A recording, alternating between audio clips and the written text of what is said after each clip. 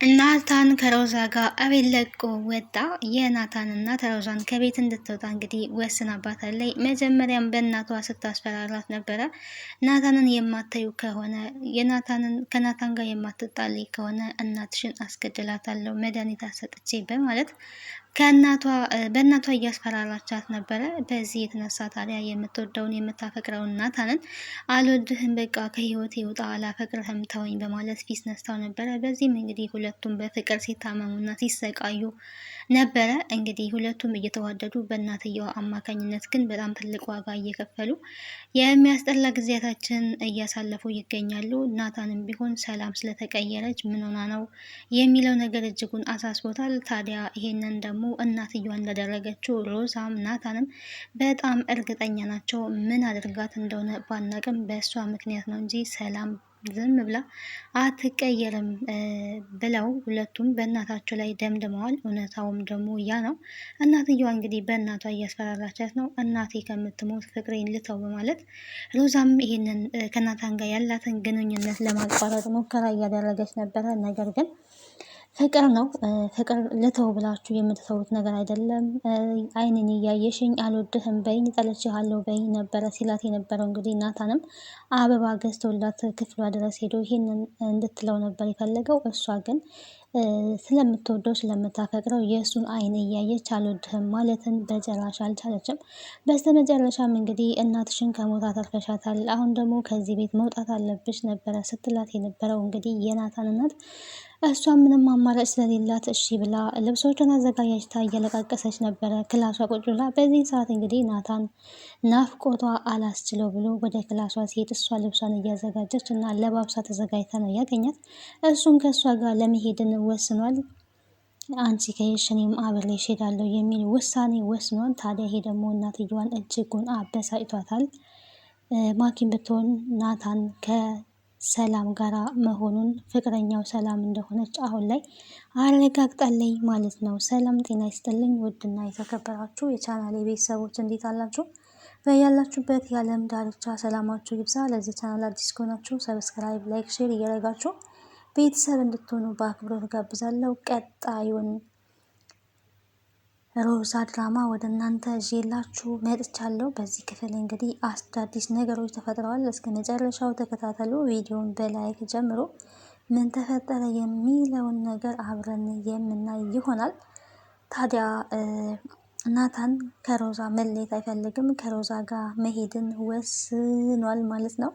እናትየዋ ደግሞ ይሄ እጅጉን እያስቆጣት ይገኛል። መጀመሪያም ቢሆን እናትየዋ ናት ይህንን ሁሉ ጦስ ያመጣችው።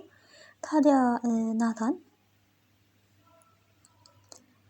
ከሮዛ መጣላት ከእሷ ጋር ተለያይቶ መኖሩን በጭራሽም ነው የማይፈልገው የማያስበው። እናትየዋንም ይሄው አጣላሽን፣ ደስ ይበልሽ፣ ሀሳብሽ ተሳካ፣ ሰላሜ እኔን ጠልታኛለች፣ እኔ ከእሷ ተለያይቼ ከእሷ ተጣልቼ በሰላም የምኖር ከመሰለሽ በጣም ተሳስተሻል፣ ለክብርሽ ብለሽ እኔን አስከፍተሽኛል፣ እንደገደልሽኝ ቆጠሪው። ናታን የሚባል ልጅ ከዚህ በኋላ የለሽም፣ እኔን ገለሽኛል። ለእኔ ብታስቢ ኖሮ ሰላምን ከኔ እንድትለያየ አታረጊም ነበረ። የሆነ ያልሻት ነገር አለ፣ ያለ ምክንያት አይደለም። ሰላም ከኔ የራቀችው እሷ በእኔ እንደማትጨክን አውቃለሁ፣ እንደምታፈቅረኝ አውቃለሁ፣ እንደምትወደኝ አውቃለሁ፣ እንደማትጠላኝ በደንብ አድርጌ አውቃለሁኝ። ስለዚህ ይሄ ሁሉ የሆነው በአንቺ ምክንያት ነው እናቴ ብሎ እንግዲህ እናቱን ሲናገር ነበረ። እሷም አልፈልግህም ካለች እተውሃለሁ ካለች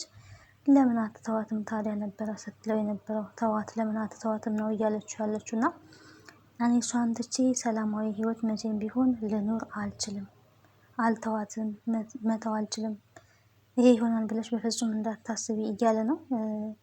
እናትየዋ እንግዲህ ድርቅ ብላለች። በምንም ሁኔታ ውስጥ ዝም ልትል አልቻለችም። የልጇ መጨነቅ፣ የልጇ እንደዚህ መሆን፣ የልጇ መታመም እሷ ከምንም እየቆጠረችው አይደለም። በጣም ያሳዝናል። እንደዚህ አይነት እናቶች ቢያስተካክሉ ጥሩ ነው ብዬ አስባለሁ። እኛ ያልነው ብቻ ይሁን ማለት የዛን ያህል ተገቢ አይደለም። ምክንያቱም ልጅ የወደደውን ነው ማግባት ያለበት። ናታን እንግዲህ የሚወደው ሮዛን ነው። ከሮዛ ጋር በጣም ይወደዳል።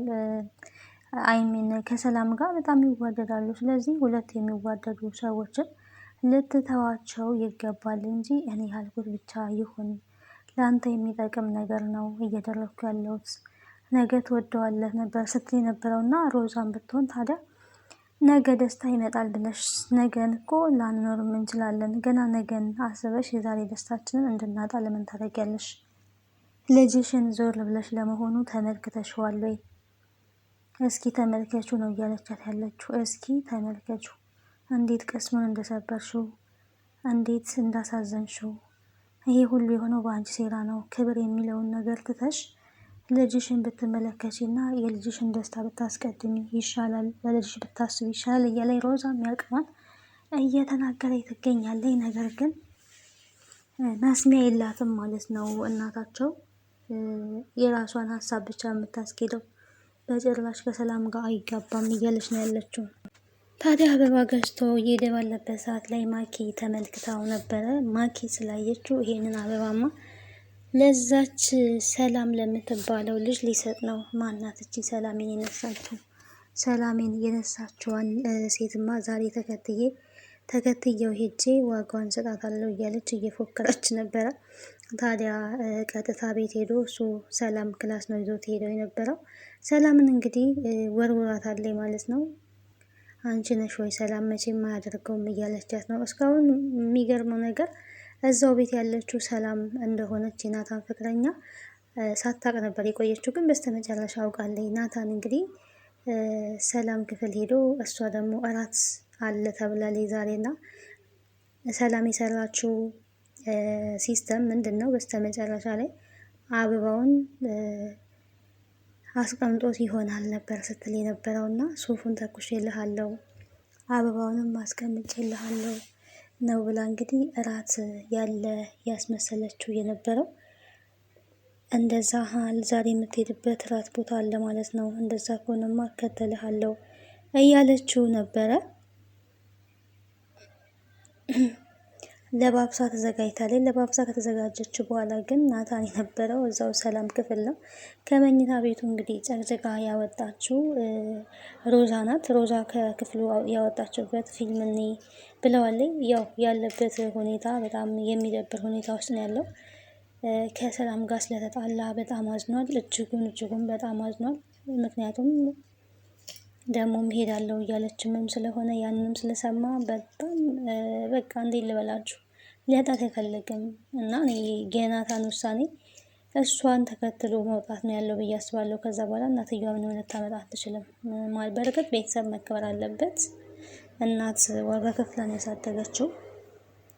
ሆኖም ደግሞ አንዳንዴ በህይወት ውስጥ መግባት ጥሩ ነው ብዬ አላስብም። ትልቅ ስተሰርታለኝ ማኪ በስተመጨረሻ እንግዲህ ተመልክታለኝ ማለት ነው የሆነውን ነገር።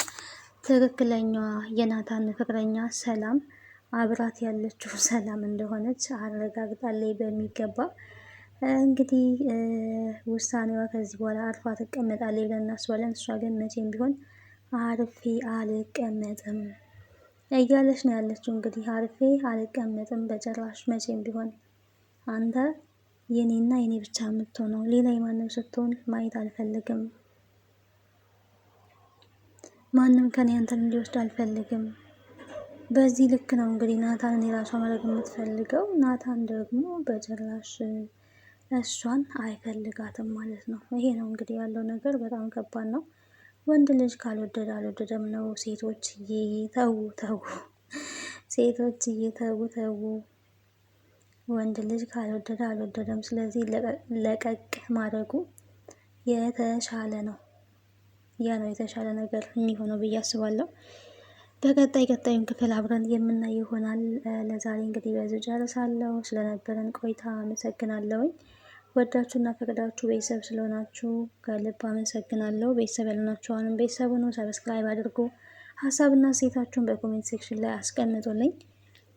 ከዚህ ድራማ ምን ተማራችሁ? እውነት ፍቅር ያሸንፋል።